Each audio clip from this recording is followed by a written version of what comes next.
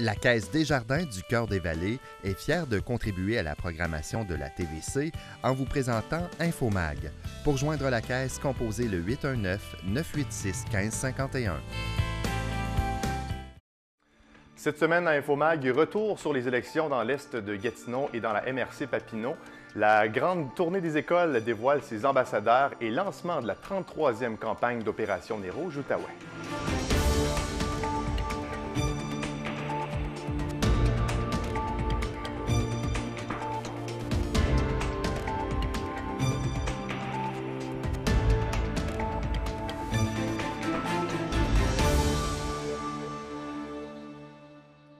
Bonjour à vous à la maison, je m'appelle Mathieu Daou, bienvenue à Infomag. 38,5 % de la population de Gatineau a été votée le 5 novembre dernier. C'est moins qu'il y a 4 ans, alors que 42,17 % des gens s'étaient déplacés aux urnes. Tout compte fait, un peu moins de la moitié des électeurs ont choisi de mener au pouvoir Maxime Penneau-Jobin pour un deuxième mandat. Le chef d'Action Gatineau a récolté 45 % des votes devant son plus proche rival, l'ex-conseiller Denis Tassé, qui a obtenu, lui, 30 % du suffrage. Rappelons que Sylvie Gonneau, Clément Bélanger et Rémi Bergeron se trouvaient également dans la course. Le seul parti politique de la ville n'a toutefois pas obtenu la majorité qu'il souhaitait au conseil municipal. Seulement 6 candidats de l'équipe Penneau-Jobin ont été élus dans les 18 districts électoraux, ce qui veut dire que 12 conseillers indépendants ont le pied dans la machine politique. L'équipe d'Infomag n'a pas été en mesure d'obtenir une entrevue avec Maxime Penneau-Jobin. Nous tenterons d'y revenir la semaine prochaine. On se déplace dans le district de Buckingham où le conseiller d'Action Gatineau, Martin Lajeunesse, a lui aussi été élu pour un deuxième mandat consécutif. Le père de famille et homme d'affaires était dans la course aux côtés d'Edmond Leclerc, âgé de seulement 18 ans. Il a récolté 56 % des votes contre 44 % du côté de M. Leclerc. Le conseiller avoue qu'il ne s'attendait pas à des résultats aussi serrés. Je vous laisse l'entendre à ce sujet. Il nous explique également sa priorité en début de mandat. M. Leclerc a fait une belle campagne, a fait le tour de toutes les portes. Et moi, ça a été un peu plus difficile, contrairement à la première campagne. Vu que j'étais en poste, on a terminé plus tard, terminé au mois d'octobre, de CSG. Après ça, il y avait des dossiers. Alors, ça a été peut-être un peu plus difficile. Je me suis assuré que tous les citoyens aient mon dépliant. Mais malheureusement, moi, je n'ai pas pu faire toutes les portes. Alors, ça, c'est quelque chose que je vais travailler là, pour le prochain 4 ans. Mais le plus gros, là, pour le début, là, ça va être l'aréna. Le plan de déploiement des arénas, on parle de 2 arénas dans l'Est. Pour moi, là, on a mis beaucoup d'argent dans l'aréna de Masson. Elle n'est pas prête à tomber à terre. Fait que pour moi, on ne peut pas la discarter. L'aréna de Buckingham, on doit la rénover. Et pour moi, en côté de l'hôpital, il y a une opportunité là de vendre le terrain et de construire une nouvelle aréna à la polyvalente. Pour moi, c'est essentiel que l'aréna soit en côté d'une institution scolaire où est-ce qu'on peut avoir le volet sport-études comme ailleurs. Alors ça va être mon cheval de bataille en partant et pour maintenir là, nos infrastructures là, de qualité. Là. De son côté, Edmond Leclerc est très satisfait de son score avec cette première expérience dans le monde politique. Il affirme avoir acquis beaucoup d'expérience et désire continuer de s'impliquer dans sa communauté. Nous lui avons demandé s'il s'attendait à une si bonne réponse de la part de la population de Buckingham. On l'écoute. Bien, écoutez, moi, j'avais fait tout ce qui était dans mon pouvoir. Là. J'ai été au meilleur de mes capacités pour cette campagne-là. C'est sûr que le résultat, il a été très, très serré. Toutes les personnes qui ont été votées, ça a fait une différence. Puis moi, je suis satisfait de ce que j'ai pu faire parce que j'ai donné le meilleur de mes capacités. Donc, rendu là, après ça, il y a certaines choses que je n'étais pas nécessairement en mesure de contrôler, mais ce que moi, je pouvais faire, j'étais très satisfait là, après ça, pour le résultat, bien... Vous teniez aussi à remercier des gens. Je vous laisse le faire, M. Leclerc. Oui, absolument. Bien, durant ma campagne, on sait que ce n'est pas un travail qui se fait nécessairement tout seul. J'ai été très aidé par beaucoup d'amis, une équipe d'environ 30 amis du secondaire puis du cégep qui m'ont aidé. J'ai eu beaucoup de soutien de ma famille, donc mes 2 sœurs puis mes parents. Puis je tenais aussi à remercier là, tout spécialement mon directeur de campagne, Paul Lemieux, qui est un ancien conseiller de la ville de Buckingham, qui m'a soutenu pendant tout le projet, toute l'aventure.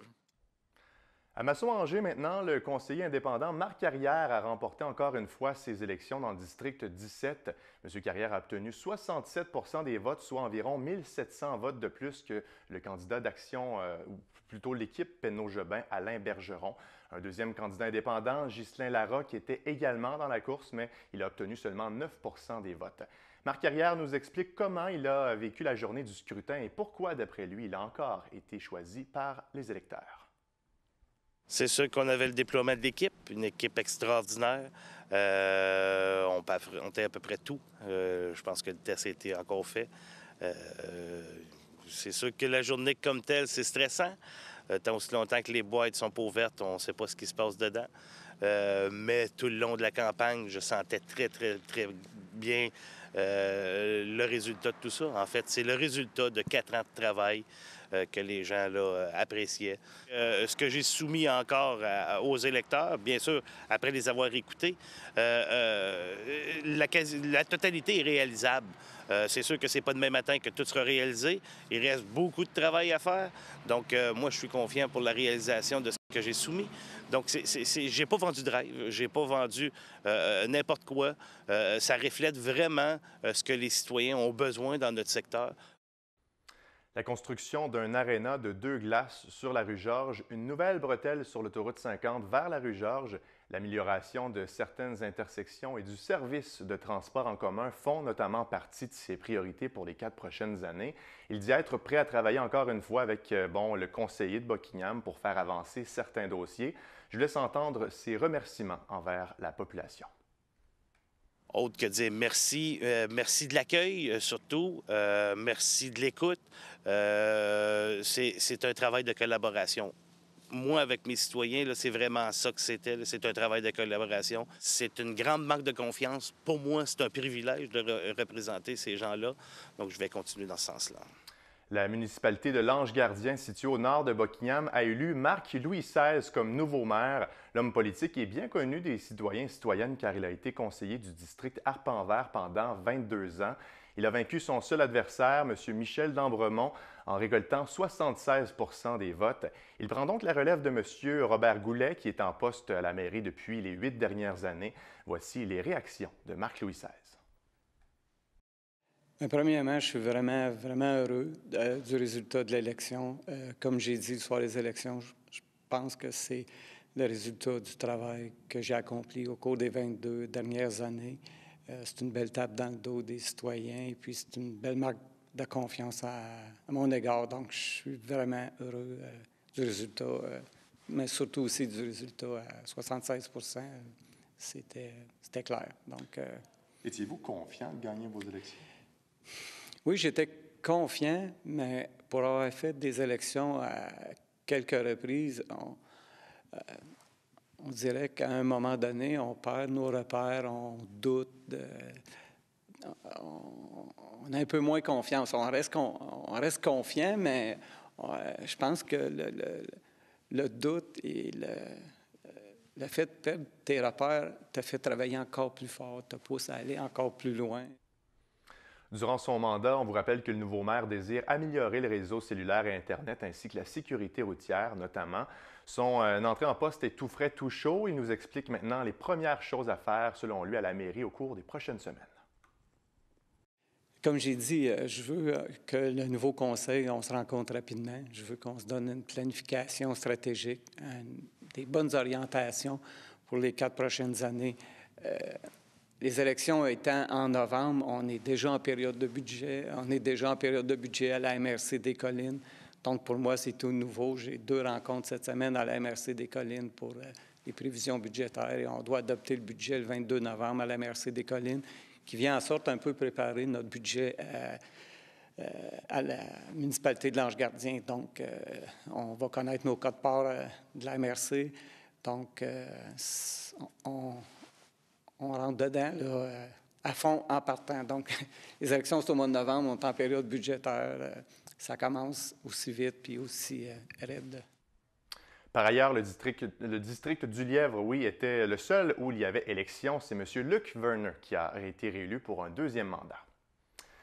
La commission scolaire au Cœur des Vallées a lancé la 4e édition de la grande tournée des écoles qui se tiendra le 17 mai prochain. Le lancement se déroule à l'école secondaire Louis-Joseph Papineau à Papineauville. Les organisateurs en ont profité pour dévoiler du même coup les six ambassadeurs pour 2018.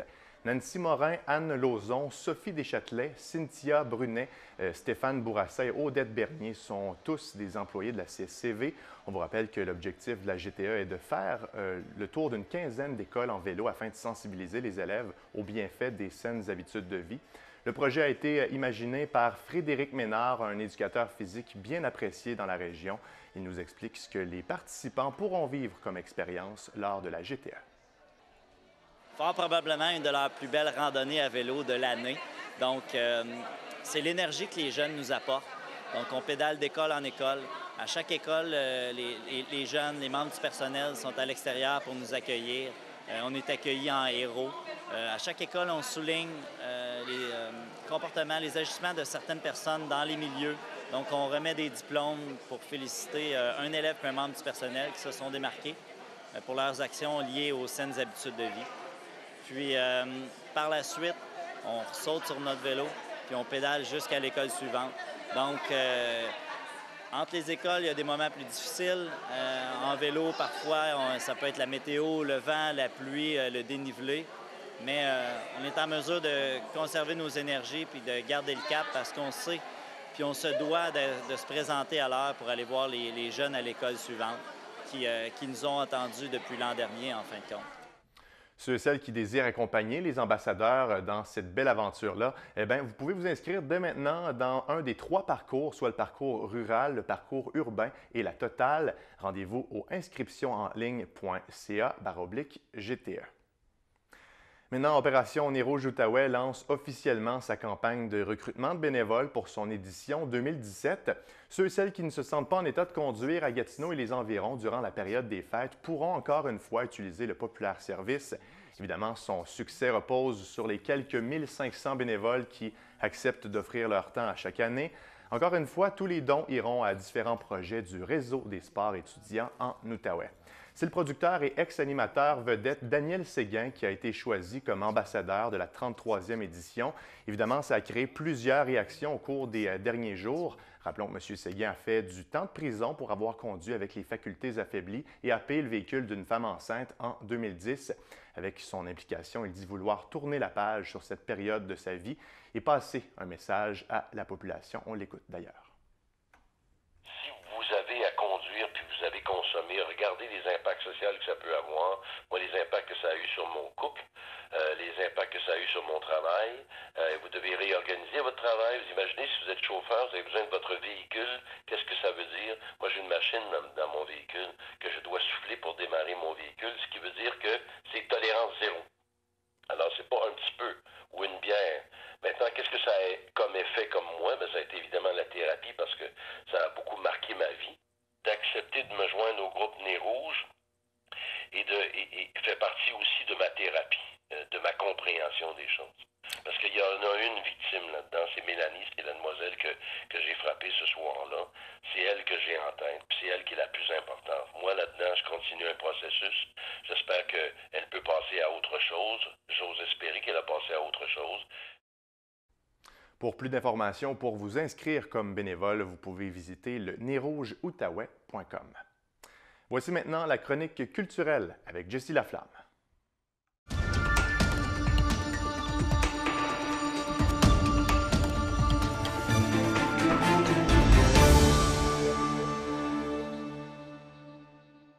Jessie Laflamme, ça fait quand même 3 semaines qu'on ne s'était pas vu. Ça fait plaisir de te recevoir encore une fois en studio pour la chronique culturelle. Merci d'être là. Ça fait plaisir, très contente d'être de retour. Le temps frais commence à s'installer. Qui dit temps frais dit, bon, temps des fêtes, c'est quand même dans quelques semaines, mais bon, il y a plusieurs marchés de Noël qui auront lieu bientôt et c'est vraiment l'endroit idéal pour dénicher des petits cadeaux. Oui, c'est l'endroit idéal parce qu'on y retrouve des produits locaux faits souvent à la main.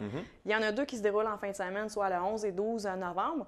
Il y en a un à Tursault qui est le salon Opticado. Ça fait 2 ans que le Club Optimiste l'organise. C'est un coût minimum pour rentrer de 2 $. Et puis, on retrouve vraiment de tout. Il y a même des commerçants un peu plus commerciaux comme Avon qui est sur place. Et on a à Papineauville aussi, c'est le Cercle des fermières de Papineauville. C'est une tradition depuis quelques années. Ils récidivent l'expérience encore une fois. Et on retrouve vraiment de tout. C'est vraiment plus des produits locaux cette fois. Des produits faits à la main, surtout. On retrouve de tout, des jouets, des bijoux, on a même de la nourriture. Donc, bon début là, des emplettes de Noël. Et on a la semaine prochaine, 18 et 19 novembre, c'est à Ripon que ça se passe, c'est le Salon des métiers d'art. C'est une tradition, ça fait vraiment plusieurs années. Et on y retrouve vraiment 25 exposants, on y retrouve la crème de la crème. Et le centre communautaire est tamisé pour l'occasion, donc une ambiance très chaleureuse, très intime. Très bon endroit aussi pour trouver des cadeaux de Noël. Belle activité à faire en famille. Puis bon, pourquoi pas aller en destination, pas obligé de rester dans l'Outaouais pour acheter ses cadeaux. On peut se dérouler, on peut se déplacer là, justement. Bon, Humour et Magie vont se déplacer du côté de la salle des Jardins. Oui, ça se déroule le 17 novembre avec Jean-Pierre Gélina. Pour ceux qui connaissent Régent de Terrebonne, eh bien, c'est lui. Il s'en vient avec un spectacle qui s'intitule « Ne travaille pas en cochon ». Et en fait, c'est Jean-Pierre Gélina, « Ne travaille pas en cochon ». Et c'est une humoriste d'expérience. Il souligne les travers de la société avec beaucoup de rythme et d'ironie. Il y a un segment de son spectacle qui s'appelle « Chutané » qui montre son talent d'habile conteur. Et bref, il fait réfléchir par le rire. Ça se déroule le 17 novembre. Et ensuite, on change totalement de créneau. On s'en va avec Nicolas Noël, donc un spectacle familial qui se déroule le 2 décembre en après-midi. Et Nicolas Noël doit mettre à jour le livre magique en vue du 25 décembre. Donc, il va le faire avec des chansons rythmées et plusieurs histoires. Il va aussi expliquer aux enfants comment la magie de Noël se perpétue toute l'année. Donc, beau spectacle familial à ne pas manquer. Pour avoir les informations, mais vous pouvez visiter le salledesjardins.ca. Il y a deux spectacles maintenant qui sont à l'affiche au pub Saint-André-à-Blain. Oui, le 24 novembre, on y va avec Hommage au Coloc. C'est un groupe qui fait le tour du Québec pour garder en mémoire bien vivante André Dédé-Fortin, qui, on sait, a connu une fin tragique, qui était le chanteur des Colocs. Et on a le 1er décembre, on reste dans l'ambiance des fêtes. On y va avec le Vent du Nord. C'est un groupe qui a été un groupe fort, en fait, dans la renaissance de la musique traditionnelle. Ça se déroule le 1er décembre. Bon, maintenant, l'auteure Anne-Marie Sicotte, oui, elle sera de passage à Montebello. Oui, c'est la Société historique Louis-Joseph Papineau qui a fait appel à elle pour le cadre de son Assemblée générale annuelle. C'est une conférencière et écrivaine qui traite beaucoup de l'histoire. Donc, elle va parler de Louis-Joseph Papineau parce qu'elle est en train d'écrire une biographie sur lui. Et elle va parler de pans de sa vie qu'on connaît moins. Donc, des aspects moins connus, qu'on a moins discutés. Donc, c'est à découvrir et ça se déroule le 12 novembre à 15h30 à la salle de l'Hôtel de Ville de Montebello. Ça, c'est un groupe que je connais moins, groupe Diable à 5, et ce groupe-là lance un album, en fait. Oui, il lance le 24 novembre à la place du marché public à Ripon. C'est un groupe, c'est une belle histoire, en fait. C'est 3 frères, un cousin et un beau-frère qui ont été mandatés dans le temps de Noël à faire de la musique.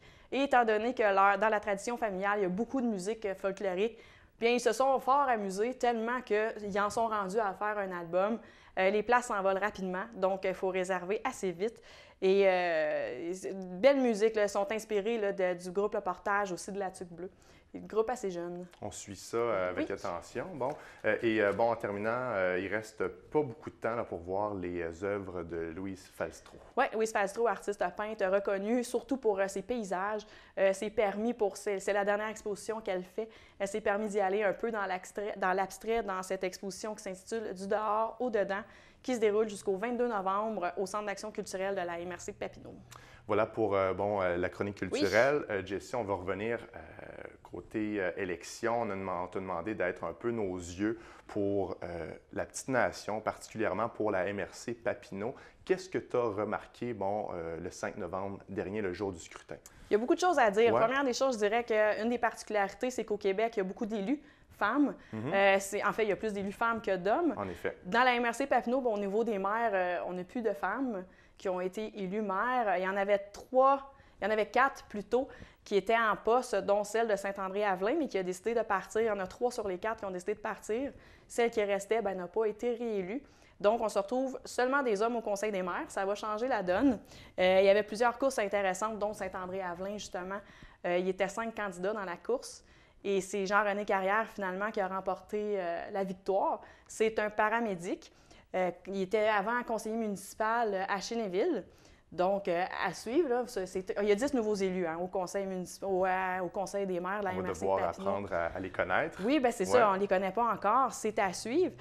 Parmi les grosses surprises, c'est certain qu'il y a Lac-Simon qui a quand même été assez surprenant. Il y avait l'équipe Jacques Maillet qui était en place. Toute l'équipe a été détrônée. Ils ont tous été mis dehors, si on peut dire. Et c'est l'ancien maire de Montebello, Jean-Paul Descoeurs, qui refait un retour. Et c'est une autre particularité des élections, c'est qu'on a 2 maires, dont lui, mais aussi Louis Venn à Lac-des-Plages, qui était là il y a 10 ans, qui revient, qui a été réélu. Et 2 courses aussi hyper serrées. On parle de Notre-Dame-de-la-Paix, où Daniel Bock, qui était en place depuis plusieurs années, s'est fait battre par seulement 13 voix, 13 votes, oui, par Simon Deschambault. Et à Plaisance, c'était une course serrée entre Christian Pilon et Neil Belland. Et c'est finalement Christian Pilon qui a remporté la mise par 16 votes, donc 2 courses serrées. La préfète qui était en place depuis les 15 dernières années, qui était maire de Plaisance, Paulette Lalonde, s'est retirée de la vie politique. Et on saura le 22 novembre, à la fin du Conseil des maires, qui va la remplacer. Jessie Laflamme, merci pour tes observations. Ça fait plaisir. La Caisse Desjardins du Cœur des Vallées est fière de contribuer à la programmation de la TVC en vous présentant InfoMag. Pour joindre la Caisse, composez le 819-986-1551.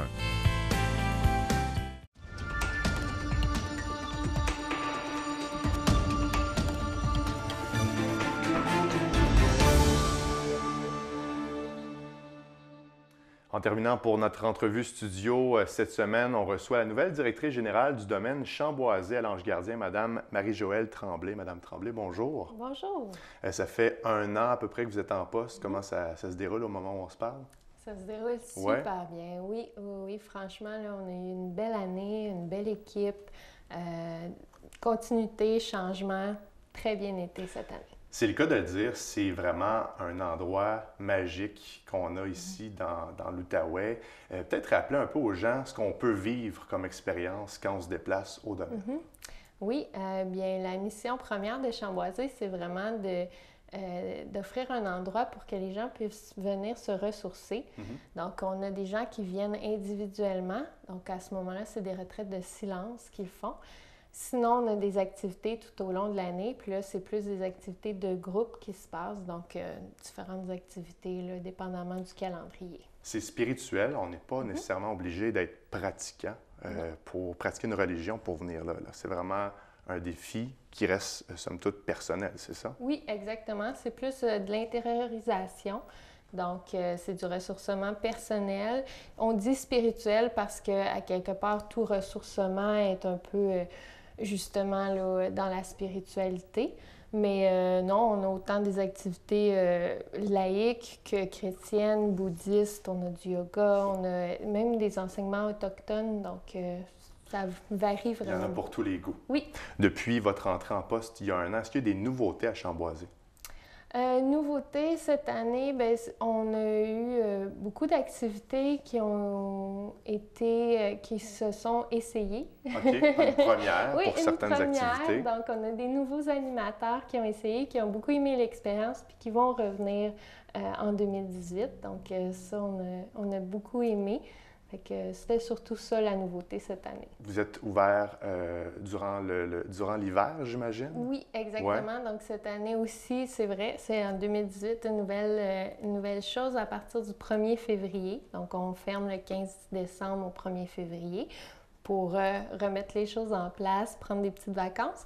Puis ensuite, on va être ouvert là, au public. Donc si les gens veulent venir faire la retraite de silence en hiver, c'est assez spécial aussi, la raquette, donc c'est très agréable. C'est des petites maisonnettes et on est vraiment à l'écart de la société et on passe plusieurs heures, plusieurs jours dans ces maisons-là. On décide un peu c'est quoi notre périple, oui, notre exactement. Le temps aussi. Donc, il y a des gens qui viennent pour une nuitée, il y en a qui viennent pour une semaine. Il y a de tout entre les deux. Donc ça, il n'y a pas de problème aussi là, pour les gens. C'est vraiment à leur rythme. Ils peuvent commencer petit, puis au fil des fois, là, augmenter aussi. Donc, qu'est-ce qui s'en vient, bon, en termes d'activité au cours des prochaines semaines? Les prochaines semaines, on a des activités de yoga qui s'en viennent. En décembre, en novembre, on a les Amérindiens, donc le groupe Kinawat, qui vont venir aussi faire leurs enseignements. On a des matatos, donc des huttes de sudation qui viennent faire à Chamboisé. Puis après ça, ça tombe en février, donc on recommence avec des samedis méditation avec Fabrice Blé chaque samedi, premier samedi du mois. Donc, il y en a pour tous les goûts. Je trouvais ça intéressant. Vous me disiez que vous et votre mari habitiez au domaine Chamboisé. Ça doit être un mode de vie assez serein. Hein? Ça doit être spécial. Oui, c'est paisible. Nous, on trouve ça extraordinaire. On habite là, ça va être notre 4e année en décembre qui commence. Donc, on a trouvé ce petit coin de paradis-là. Puis, c'est vraiment... il y a vraiment une ambiance à Chamboisé. Tous les gens qui viennent sur le site nous le disent d'ailleurs, c'est très calme, c'est très zen. L'énergie est différente, si je peux me permettre, là. Donc, c'est ça, c'est vraiment propre pour se ressourcer. C'est vraiment utile. Puis nous, on en profite justement là, pour se ressourcer chaque jour, dans le fond. Juste avec votre énergie aujourd'hui en studio, je la sens, c'est très calme, ça fait du bien.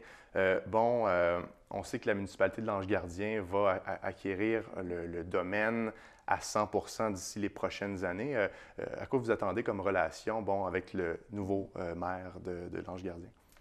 Avec M. Louis XVI, je le connais pas beaucoup. Je sais qu'il est là depuis conseiller depuis un bon petit bout. Nous, on a déjà des activités avec la municipalité de l'Ange-Gardien. Donc, l'Halloween, je pense que c'est la 5e année cette année que ça se passait. On a aussi Trace, art visuel, là, au mois de septembre, qui est chapeauté par la municipalité. Fait que je m'attends à ce que tout roule comme ça roulait, dans le fond, dans les années précédentes. Puis on attend là, le plan, justement, pour la municipalité, là, savoir qu'est-ce qu'ils veulent faire avec Chamboisé. Qui devrait être, présenté bientôt, puisque son entrée en fonction date d'il y a quelques jours quand même. Exactement. Ouais. Donc, puis je sais que les démarches ont été juste faites cet été aussi, là, plus concrètement, je veux dire. Là. Je sais qu'ils ont un comité depuis des années, mais là, ça s'en vient concret. Donc, on a très hâte, nous aussi, de voir qu'est-ce qui va devenir de Chamboisé. Là. Il reste quelques secondes. Pour les gens qui ont besoin d'informations par rapport à Chamboisé, on se donne rendez-vous où exactement? Oui, sur notre site web www.chamboisé.org ou Facebook, donc Chamboisé. Madame Marie-Joëlle Tremblay, vous êtes directrice générale du domaine Chamboisé. Ça a été un plaisir de discuter avec vous aujourd'hui. Merci beaucoup, M. Daou. On se revoit la semaine prochaine pour une autre émission d'InfoMag. Au revoir.